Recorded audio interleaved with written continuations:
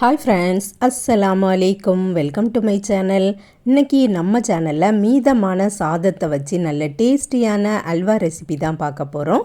எப்படி பண்ணலான்னு வீடியோக்குள்ளே போய் பார்க்கலாம். அதுக்கு முன்னாடி நம்ம சேனலை சப்ஸ்கிரைப் பண்ணாதவங்க சப்ஸ்கிரைப் பண்ணிடுங்க.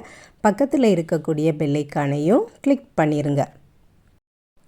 இந்த அல்வாவுக்கு நான் பாதி மூடி தேங்காயில் இருந்து பால் எடுத்து வச்சுருக்கேன். மிக்சர் ஜாரும் எடுத்து வச்சுருக்கேன். வடித்த 2 கப்பு சாதத்தை சேர்த்துடலாம். ஃப்ரெஷ்ஷாக உள்ள சாதமாக இருந்தாலும் பரவாயில்லை, ஆனால் சூடு ஆறி இருக்கணும். இதில் ஒரு 3/4 கப்பு போல் தேங்காய் பால் சேர்த்தே நல்லா அடிச்சிட்டு வந்துடலாம். பாதி மூடி தேங்காயில் இருந்து தான் பால் எடுத்து வச்சுருக்கேன். தலைப்பால் மட்டும் எடுத்து வைக்கல, ஒரு 2-3 மட்டுமே நான் பிழிஞ்சு எடுத்து வச்சுருக்கேன். இப்போ பார்த்திங்கன்னா சாதத்தை இந்த மாதிரி ஃபைன் பேஸ்ட்டாக அரைச்சி எடுத்துட்டோம். இனி வேற ஒரு பவுலுக்கு மாற்றிடலாம். இந்த அல்வாவை சாப்பிட்டு பார்த்திங்கன்னா யாரும் சாதத்தில் செய்த அல்வா அப்படின்ட்டு நம்பவே மாட்டாங்க. அந்த அளவுக்கு டேஸ்டியாட்டி இருக்கும். தேங்காய் பாலும் சேர்த்துருக்கிறதுனால டேஸ்ட்டு சொல்லவா வேணும், அந்த அளவுக்கு சூப்பராகவே இருக்கும். சாதத்தை இந்த பவுலில் சேர்த்தாச்சு. இனி இதில் சேர்க்க போகிற இன்க்ரீடியன்ட்ஸ் என்னன்னு பார்த்தீங்கன்னா 1/4 கப்பு சத்து மாவு சேர்த்துருக்கேன். நீங்கள் கோதுமை மாவாவது, மைதா மாவாவது, கார்ன்ஃப்ளவர் மாவாவது எது வேணாலும் எடுத்துக்கலாம். நான் வீட்டிலையே திரித்த சத்து மாவு எடுத்திருக்கேன். அதுக்கு கூடவே மீதி இருக்கக்கூடிய இந்த தேங்காய் பாலையும் சேர்த்துடலாம். 1 கப்பு ஃபுல்லாக ஊற்றியாச்சு. மீதி 3/4 கப்பு சேர்த்துருக்கோம். ஃபஸ்ட்டு சாதத்தில் ஒரு 3/4 கப்பு சேர்த்துருந்தேன். அப்படி பார்த்திங்கன்னா 2.5 கப்பு தேங்காய் பால் சேர்த்துருக்கேன். இப்போது இதை நல்லா மிக்ஸ் பண்ணி கொடுத்துக்கிடலாம்.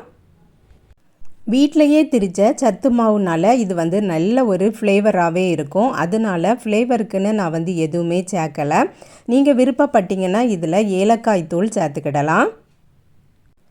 கட்டி எதுவுமே இல்லாமல் இந்த அளவுக்கு நம்ம கரைச்சி எடுத்துக்கிட்டாச்சு.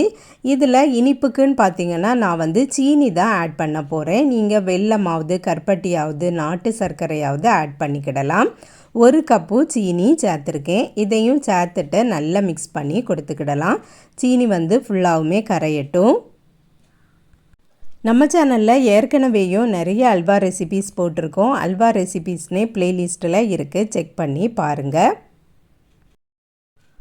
எந்த பாத்திரத்தில் அல்வா கிண்ட போகிறோமோ அதிலையே சேர்த்துடலாம். நான் இதுக்கு நெய் எதுவுமே சேர்க்க போகிறதில்ல, அதனால் நான்ஸ்டிக் பேன் எடுத்திருக்கேன். இந்த நான்ஸ்டிக் பேனில் சேர்த்து அல்வா கிண்டும்போது ஒட்டாமல் வந்துடும். இந்த அல்வாவுக்கு நம்ம செயற்கையாக எந்த கலருமே சேர்க்க போகிறதில்ல.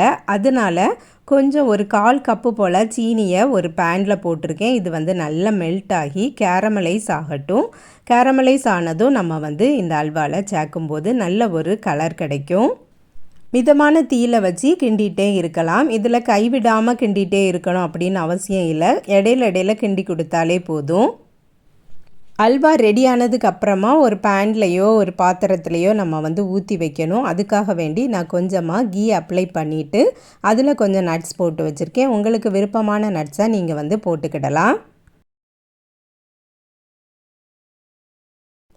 சீனியும் நான் மெல்ட் பண்ணதுக்கு அடுப்பில் வச்சாச்சு. அதுவும் கேரமலைஸ் ஆகிட்டே இருக்கட்டும். இந்த அல்வா பண்ணதுக்கு டோட்டலாட்டு ஒரு 1/2 hour போல் ஆகும். இப்போ பார்த்திங்கன்னா சீனி நல்ல மெல்ட் ஆகி நல்ல ஒரு கலருக்கு வந்தாச்சு. இனி நம்ம இந்த அல்வாலையே சேர்த்துடலாம்.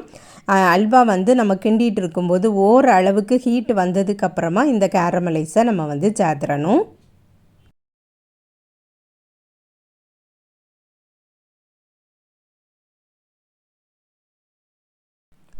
கேரமலைஸ் சேர்த்ததுக்கு அப்புறமா நல்லா மிக்ஸ் பண்ணி கொடுத்துக்கிடலாம். இது மிட்டாய் மாதிரி தான் அதில் கிடக்கும். அதை மிக்ஸ் பண்ண கரைஞ்சி போயிடும். அதனால் ப்ராப்ளம் இல்லை.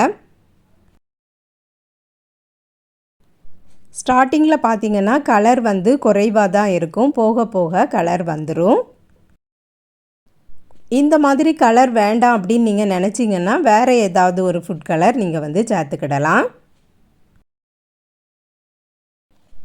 பார்த்திங்கனாலே தெரியும், இதில் இன்னும் கரையாமல் தான் கிடக்குது. கொதிக்க தான் கரைய ஆரம்பிக்கும்.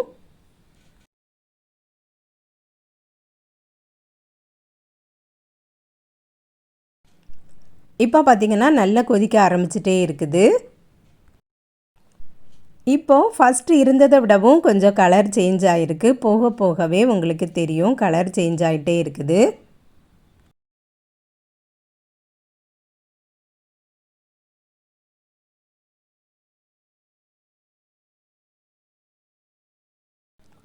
தேங்காய் பால் சேர்த்துருக்கிறதுனால இதில் நெய் ஊற்ற வேண்டிய தேவையில்லை. உங்களுக்கு நெய் வேணும் அப்படின்னு விருப்பப்பட்டீங்கன்னா நீங்கள் வந்து நெய் சேர்த்துக்கிடலாம். நான் வந்து 1 டீஸ்பூன் கூட நெய் வந்து சேர்க்கலை. இந்த அல்வாவுக்கு நம்ம வந்து கைவிடாமல் கிண்டிகிட்டே இருக்கணும் அப்படின்ட்டு அவசியம் இல்லை. இடையில விட்டுட்டே நம்ம வந்து கிண்டிகிட்டே இருக்கலாம்.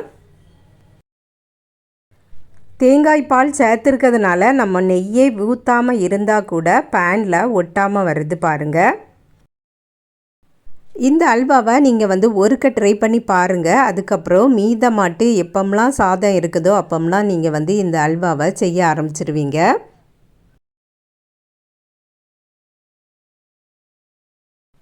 இந்த அல்வா வந்து டோட்டலாட்டு 1/2 hour கண்டிப்பாக கிடக்கணும். அப்போ தான் நல்ல திக்காட்டு இருக்கும். ஸ்டார்டிங்கில் பார்க்கும்போதே திக்காட்டு இருக்குது அப்படின்னு சொல்லிட்டு நீங்கள் அடுப்பை ஆஃப் பண்ணிட்டீங்கன்னா அது வந்து அல்வா மாதிரியே இருக்காது.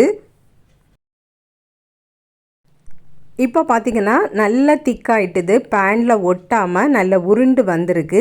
இந்த ஸ்டேஜில் நான் வந்து கொஞ்சம் கலர்ஃபுல்லாக இருக்கட்டும் அப்படிங்கிறதுக்காக வேண்டி பச்சை கலரும் சிவப்பு கலரும் டூட்டி ஃப்ரூட்டி ஆட் பண்ணியிருக்கேன். நீங்கள் வந்து விருப்பப்பட்டால் போட்டால் போதும்.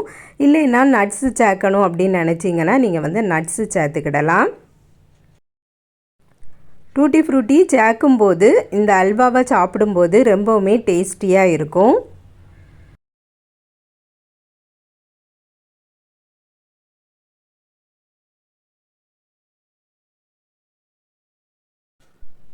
சைட்லலாம் நுரைச்சி வந்ததுக்கு அப்புறமா நம்ம வந்து அடுப்பை ஆஃப் பண்ணிவிட்டு உடனே நம்ம வந்து வேற ஒரு பேனுக்கு மாற்றிடலாம். ஏற்கனவே ரெடி பண்ணி வச்சுருக்கக்கூடிய பேனில் நான் வந்து ஊற்றிட்டேன். ஒரு ஸ்பூனில் கொஞ்சமாக கீ அப்ளை பண்ணிவிட்டு அப்படியே ஸ்ப்ரெட் பண்ணி ஈவனாக விட்டுறலாம். இப்போது நல்ல சூடாட்டி இருக்கும். 1 hour போல் அப்படியே விட்டுட்டோம்னா நல்லா ஆறிடும். அதுக்கப்புறம் எடுத்து நம்ம வந்து டிமோல்டு பண்ணிடலாம். இப்போ பார்த்திங்கன்னா 1 hour போல் ஆயாச்சு. அல்வாவும் நல்லா ஆறிட்டுது. இனி வந்து டிமோல்டு பண்ணிடலாம். பேனில் கீ அப்ளை பண்ணியிருக்கிறதுனால ஒட்டாமல் வந்துடும். நான் வந்து வாட்டர்மெலான் சீட் போட்டிருக்கேன். பார்க்கவே சூப்பராக இருக்குது பாருங்கள். சாப்பிடவும் ரொம்பவும் டேஸ்டியாக இருக்கும். நீங்கள் வந்து உங்களுக்கு விருப்பமான டிசைனில் கட் பண்ணி எடுத்துக்கிடலாம்.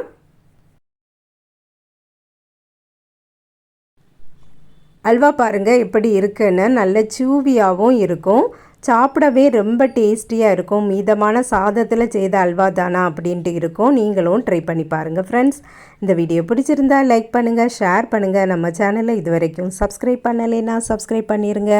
நெக்ஸ்ட் வீடியோவில் வேறு ஒரு ரெசிப்பியில் சந்திக்கிறேன். அஸ்ஸலாமு அலைக்கும்.